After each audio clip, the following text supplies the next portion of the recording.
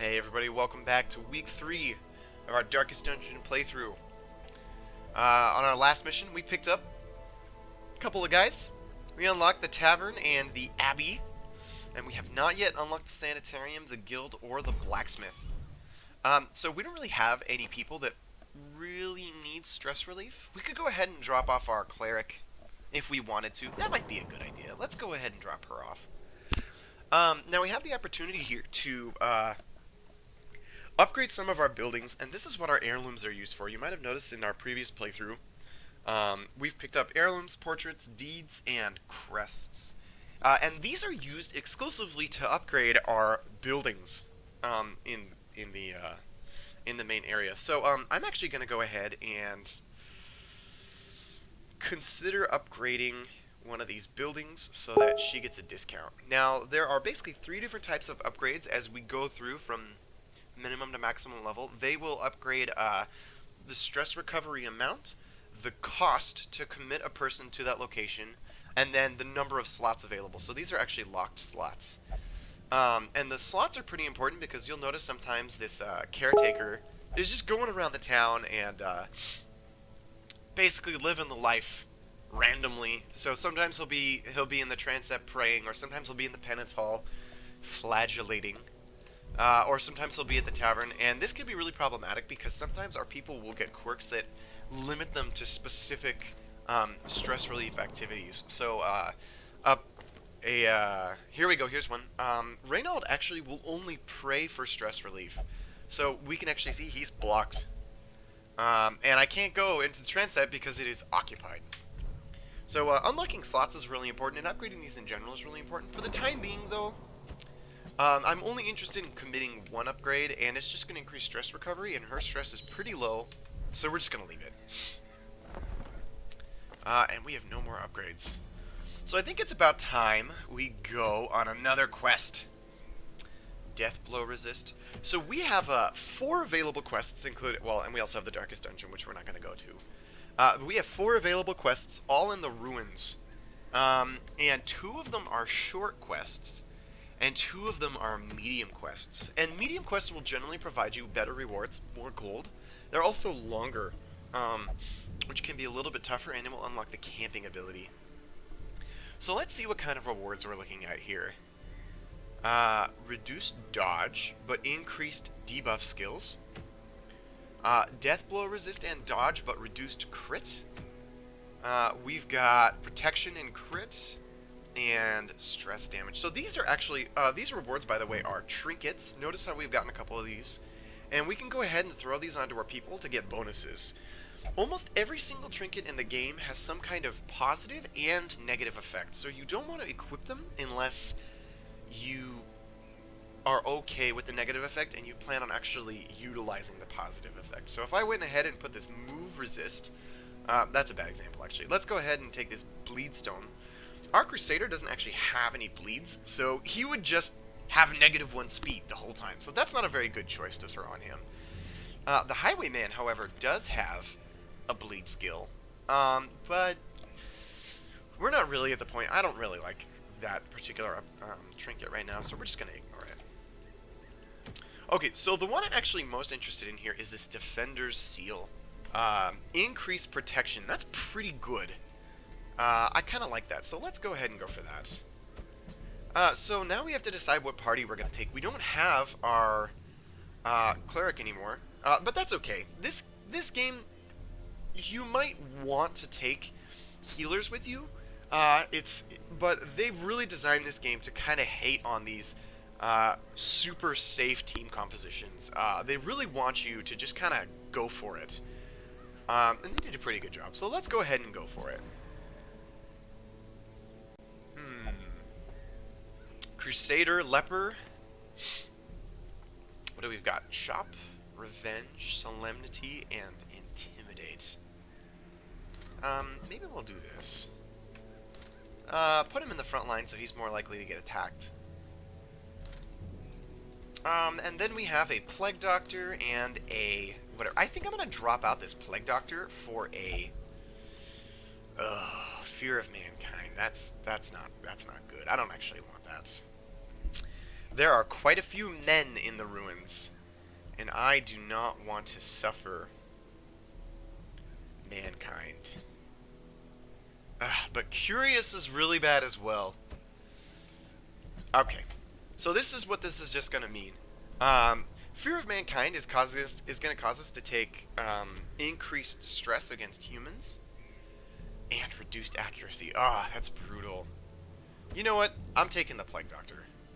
Our goal, if we're going to have a negative quirk like Fear of Mankind, we are going to just try to focus down those cultist priestesses, because they're going to target her with stress damage abilities, and they're going to try to just stress her into oblivion, which is bad.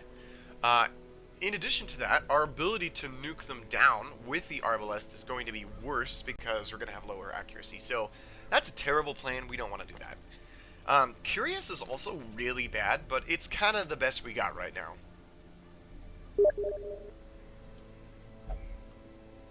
Oh man, it's Kelly. We're gonna have to ignore him for now. Looks like he's taking a sick day as well. So this is a short quest, and we don't have a healer. Considering we don't have a healer, let's take a little bit extra food. Take a shovel, take some torches, and our ability to interact with Curious is going to be a little bit worse because our guy is Curious. He's actually going to go ahead and just open a bunch of stuff for us without our express permission, which is going to be pretty annoying.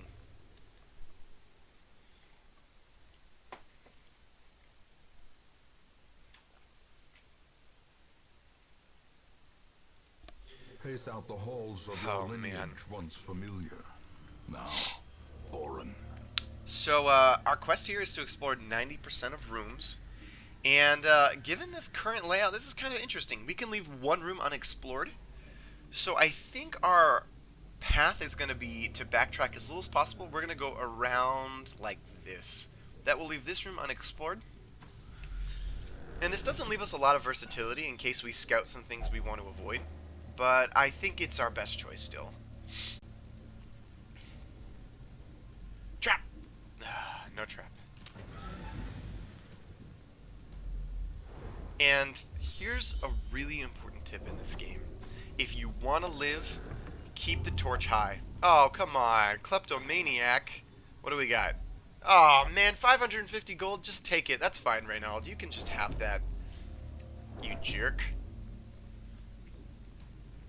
That is not a fun quirk to have to deal with.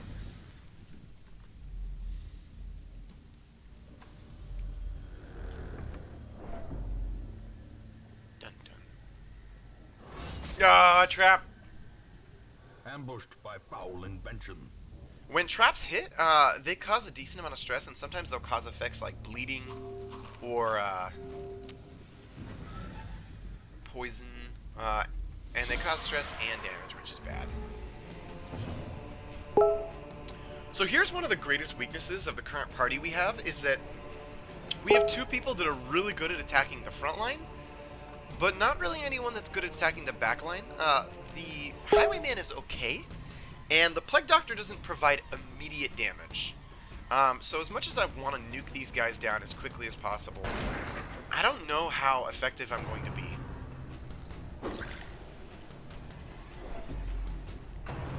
These two units provide, Ringing ears. oh, no. Vision.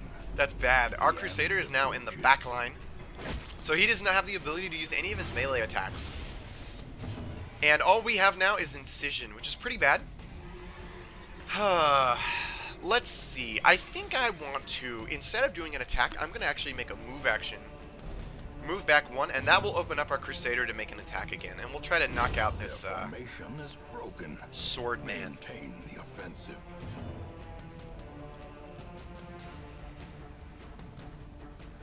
Yeah. So, Leopard do what Leopard does. He just attacks the front line for 1,000,000 damage. Oh, stop that, you evil, evil woman. Ouchie. Grievous injury. Man, that was painful. Fear.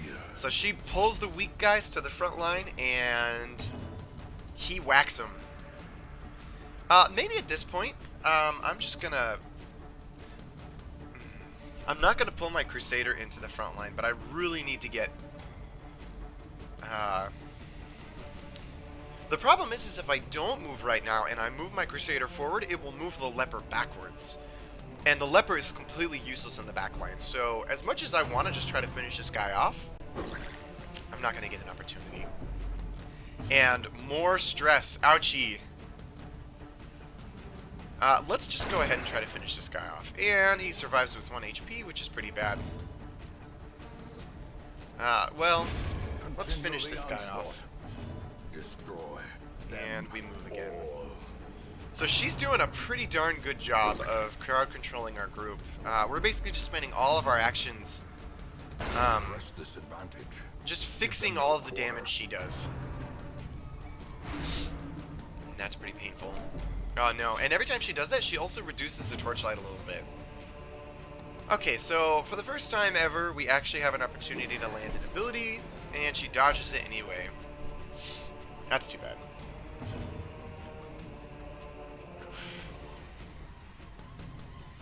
Interesting. Let's go ahead and use this ability. It does pretty bad damage to the first 2 people, but at least we guarantee that we're going to finish them off with Zealous Accusation. And now we can actually start nuking this woman down. And finally, now that we're in the back line, we can use our Battlefield Medicine, which is a super good ability.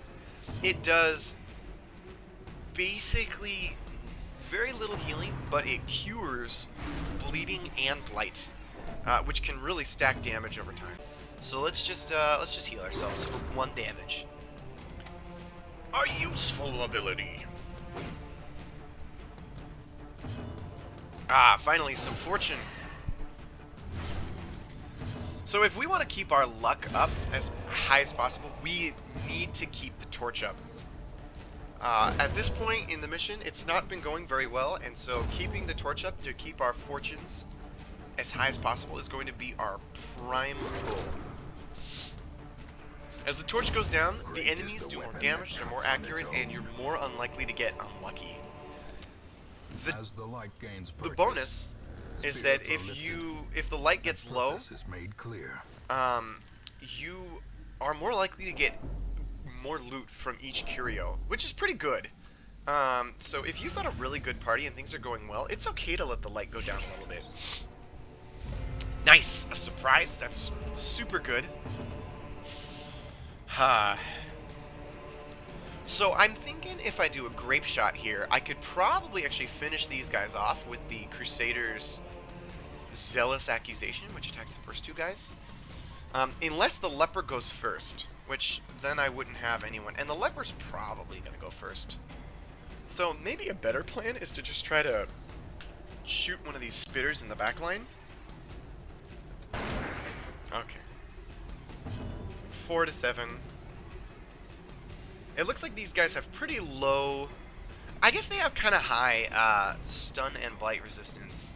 But their stun resistance is higher than their blight resistance, so let's go ahead for the Plague Grenade instead of the stun. Okay, so that one got blighted. Wham! Man, lepers are amazing. And, I guess we try to finish off this front guy. Oh, dodge, no. Now they get their attacks. So these Webbers have a single target stun, and these Spitters have a single target attack that poisons. Oh. Oh no. Okay. Oh, the pain. That's not bad. Now this is going to do 2 damage per round over 3 rounds total, so it will actually kill him. Well, it won't kill him. It'll take him to death's door if we don't cure it. But fortunately, we have a Plague Doctor, so we can actually cure him. And he got stunned, which isn't too bad. That's not a bad trade. He basically spent his turn to just stun our guy, and then we killed him off anyway. Remind yourself that overconfidence is a slow and insidious killer. So the Suit of Armor is a fantastic curio. It will give our guys protection. Ooh. Ruins Tactician, nice. So some of the curios will actually give you a buff, a quirk. So he actually gained the positive quirk Ruins Tactician, which will give him plus 15% damage on the ruins. Hey, we're in the ruins, so that's super good for us. That was a fantastic curio to encounter. And we got a torch, which is going to be pretty good. I think we're actually going to run kind of short on the torches here. Awesome, another surprise. And this is looking pretty bad for us. Our highwayman should have eaten some food, but we don't have any more. So he's actually running pretty risky. I think I'm going to go for the stun here.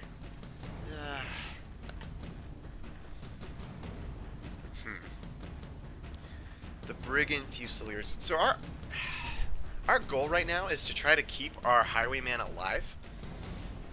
Do we even care? Yeah, he's got some really good qualities. He's in a dangerous spot though right now. Even these Brigand Cutthroats can actually just single target attack the third position back, which is pretty bad. So you know, I think I'm gonna go for the Blight anyway. And the reason for that is they actually have a higher Blight resist than they, or stun resist than they do Blight resist. Let's see if we can get these guys down into a position where we can kill them. No death. Well, Zealous Accusation should finish off that second one. And the first one's pretty low. And this guy will die next round. Ooh, he dodged. Nice. Uh-oh, 1 damage.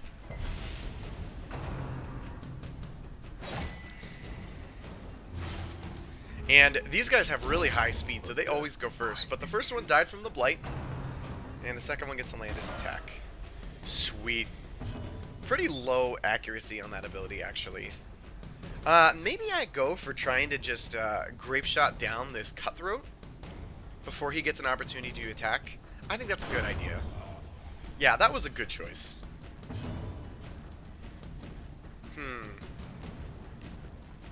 And now at this point, if I get fortunate and actually stun this guy, that will buy me 1 turn to nuke out these corpses and put him in the front line. So let's take the risk.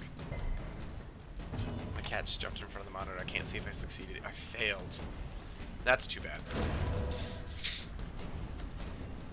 Interesting. But we opened up the Leper to do an attack. 68% chance to hit. Or I could go ahead and knock out this corpse. I think knocking out the corpse is a better move. Because once he's in the front line, his chance to hit is incredibly low. So that way we basically don't take the risk of missing.